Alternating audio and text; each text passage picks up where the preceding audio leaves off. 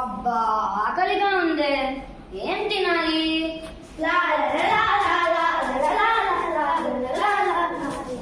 Hi bye, మమ్మల్ని చూసావా?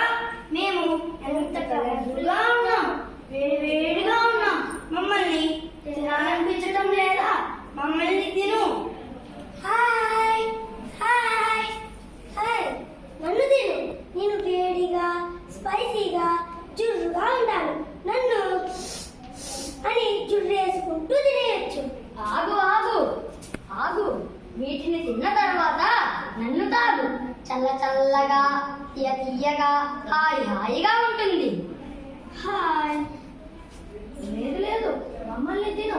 మీరు రుచిని, విటమిన్లను, జ్ఞాపక శక్తితో పాటు మానసిక ఉల్లాసాన్ని ఇస్తాను. మమ్మల్ని తిను. నా వల్ల లాభమే కానీ నష్టం లేదు. మేము కళ్ళకు ఎముకలకు బలాన్ని ఇస్తాము. మేము చిరుధాన్యాలను, ఫ్రూట్స్, వెజిటబుల్స్తో పాటు మమ్మల్ని తినడం వల్ల మరింత ఆరోగ్యం చేకూరుతుంది. శరీరంలో కొవ్వు చేరదు.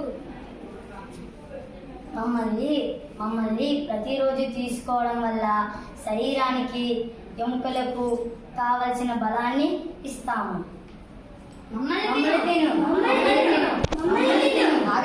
ఆగండి.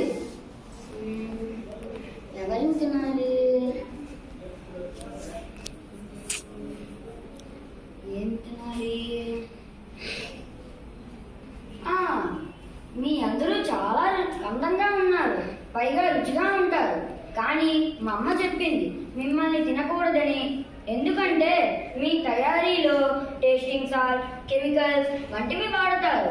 మిమ్మల్ని తింటే కడుపు నొప్పి, క్యాన్సర్ వంటి రోగాలు మాత్రమే కాకుండా ఊబకాయం వస్తుంది. ఊబకాయం వల్ల రకరకాల రోగాలు వస్తాయి. ఇకపోతే పౌష్టికాహారం తినడం వల్ల ఊబకాయం రాదు, రోగ నిరోధక శక్తి పెంచుతుంది.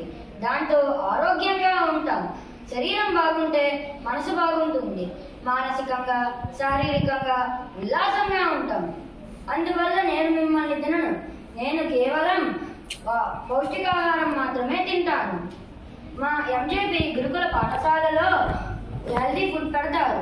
గవర్నమెంట్ మెనూ ప్రకారం ఎగ్, మిల్క్, చెక్కి, రాగి లడ్డు వంటివి పెడతారు. వారానికి 2 సార్లు చికెన్ పెడతారు. వాటిని తింటే ఆరోగ్యంగా ఉంటాం. ఆరోగ్యమే మహాభాగ్యం. జంక్ ఫుడ్ వద్దు, పౌష్టికాహారం ముద్దు.